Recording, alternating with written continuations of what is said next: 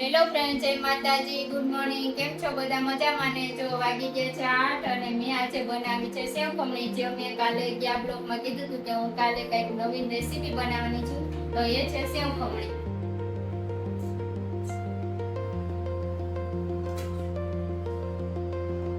જય શ્રી કૃષ્ણ પપ્પા. પ્રણામ. જય શ્રી કૃષ્ણ મમ્મી. પપ્પા બનાવી ચાખીને કહેજો કેવી બની એમ. હો.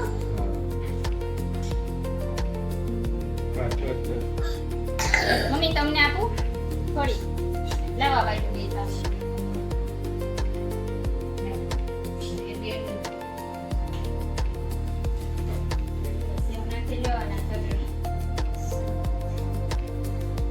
ચમચી તો દે.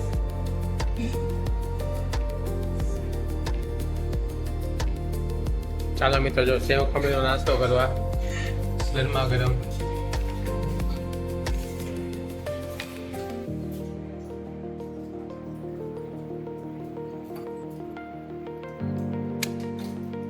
લ્યો મમ્મી ચમચી.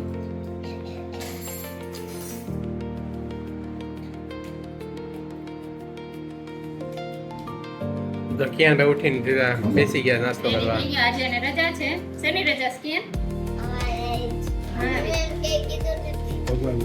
ભગવાન મહાવીર જયંતિ. પપ્પા કેવી બની? બહુ સરસ બની છે. પેલા વેલી ટ્રાય કરી એટલે છે બેસી ગયા છે.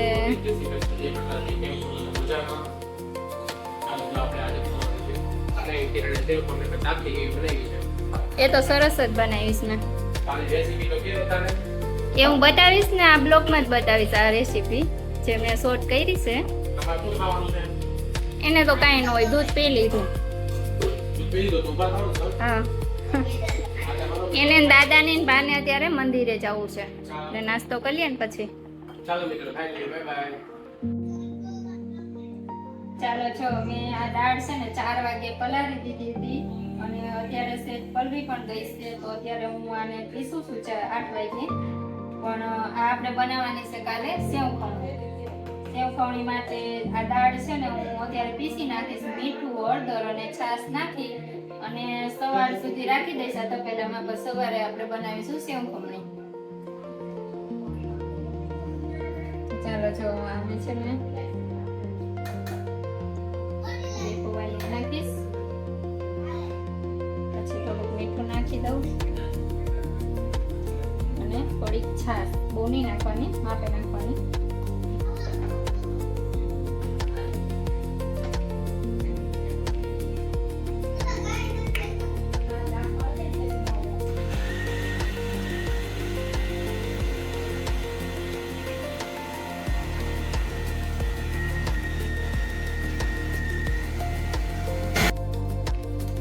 આખા દાણા રહી જશે. જો આપણે હશે ને આ રીતનું પીસવાનું,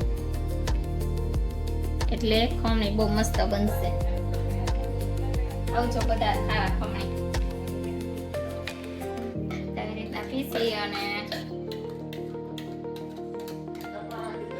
બધી પીસી નાખીશ. તપેલું મોટું થાય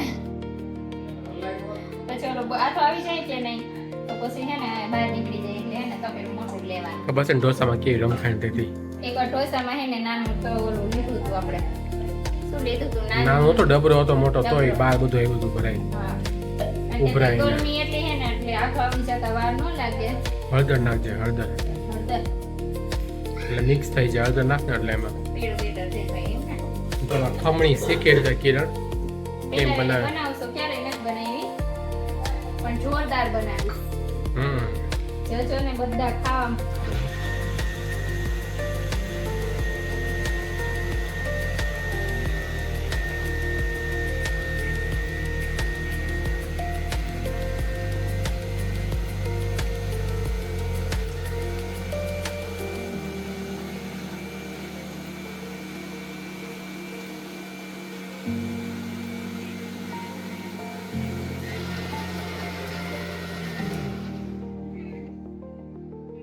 સારું લાગે છે પેલું બેટર વાઇટ કરતા તો. હળદર નાખી દો. 2 કલર થઈ ગયા.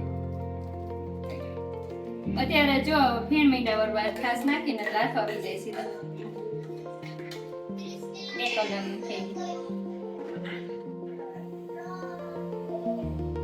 જો આ રીતનું છે ને આપણે એક જ આમ કહેવાય એને એક ડાયરેક્શનમાં ડાયરેક્શન આવી રીતના આપણે આમ હલાવવાનું એક જ દિશામાં ગમે એ 5 મિનિટ હલાવી પછી ઢાંકી અને મૂકી દેવાનું.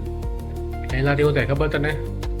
અથવા જે આ બેટર છે ને ફ્લફી થઈ જાય. ફ્લફી મીન્સ કે પોચું પોચું થઈ જાય. એમાં હવા ભરાય. હવા ભરાય ને લાતો જલ્દી આવે. આવી રીતના હલાવવાથી હા હરખું હલાય. હું તો પેલા વેલી બનાવું છું એટલે આપણે દહીં વડા બનાવી તો ઓલી અડદની દાળ હોય ને ખૂબ હલાવવી પડે જ્યાં સુધી તીખેરે નથી બનાવ્યા હો. કઈ નહીં અત્યારે દહીં વડા બનાવશું. આ બાપુ એક દી દહીં વડા બનાવું. પણ એમાં દહીં મોરું જોઈએ. આપણે દહીં ખાટું હોય. દહીં મોરું જોઈએ અને પછી એમાં ખાંડ એડ કરવાની એટલે હાલે. આપણે ખાટું દહીં યુઝ કરીએ. આપણે છાશે ખાટું.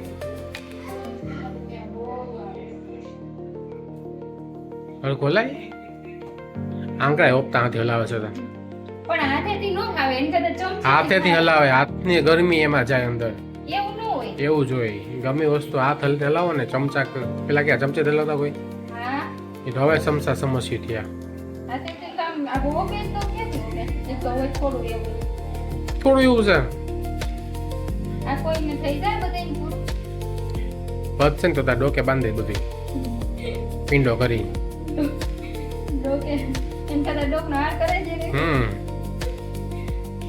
હલો એક હાર લઈ આવીએ. થોડા ફોન કરો જુનાગઢ. જુનાગઢ વાળા કોણ લઈ દો તમે રમણીક બાપાને કયો. રમણીક બાપા ગધેડી બાંધી ધોકો મારે ખરે. એ એવું નહીં લેતો. ખર્ચો છે ને રાતે બધો. જો મિત્રો હું કાલે તમને કહેતી હતી ને કે હું કાલે તો અલગ જ વસ્તુ નાસ્તો બનાવવાની છું. તો એ છે આ સેવ ખમણી જે મેં એમાં આદુ ને મરચી તેલ પછી મીઠું હળદર એવું બધું નાખી અને તૈયાર બેટર કર્યું છે. જે મેં કાલ સાંજે પીસ્યું હતું ને એમાં ઓલરેડી આથો તો આવી જ ગયો છે. અને અત્યારે મેં ગેસ ચાલુ કર્યું, પાણી નીચે મૂક્યું છે અને આમાં તેલ લગાવવાનું આછું આછું થાળીમાં તેલ લગાવી અને થોડોક એવો ઈનો નાખી અને આપણે ફુલાવી નાખીએ. એક સાઈડ થી જ આવી રીતના હલાવવાનું.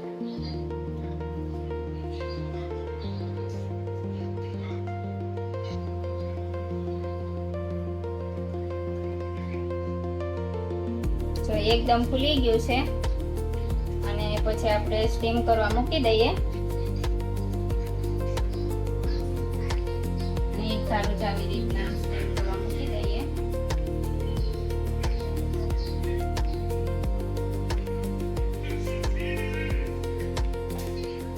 માથે છે ને એ થોડું ઢાંકવું પડશે. કાચા છે નહીં આને કાચું નતું થાય છે પણ કાચું ઢાંકી દઈએ. સામે પડી એટલે વરાળ છે ને બહાર ન નીકળે.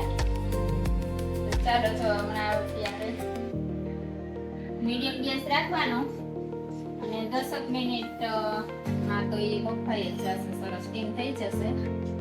આ કાઢી મૂકી દઈએ પાછું.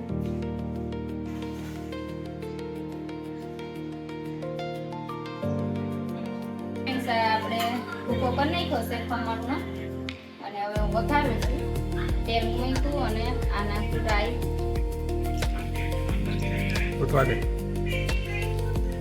થોડી કાઢ ચમચો ભરી હિંગનો તાવ. અને આદુ લસણની પેસ્ટ છે તે આપણે તેલમાં નાખવાનું.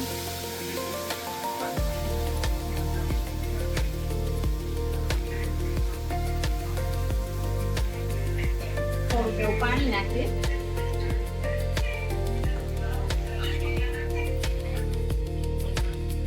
હવે આને તળવા દેવાનું. થોડી ખાંડ નાખો. નાખ નાખ. બે ત્રણ ચમચી નાખ દેવાનું. થોડા જીરા હોય તો ભાવે.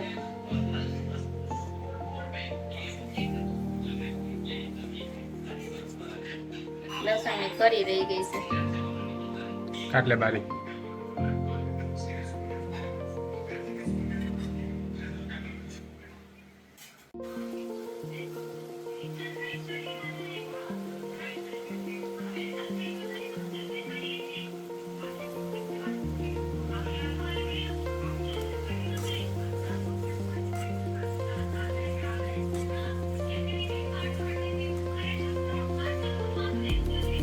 લસણ ચડવા એવું છે, લસણ ને પાણી પણ ઓછું થઈ ગયું.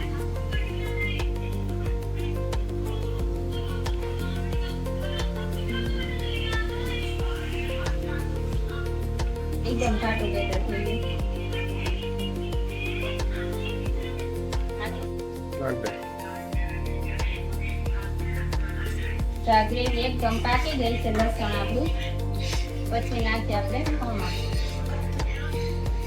જે આપણે ભૂકો કર્યો હતો ને એ.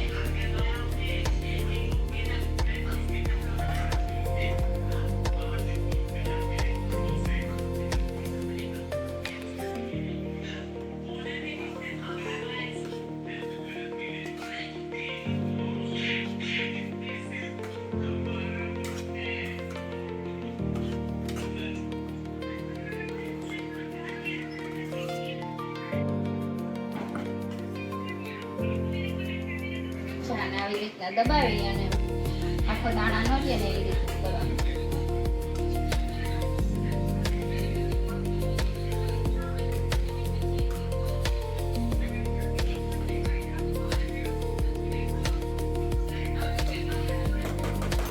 થોડીક આપણે પકાવી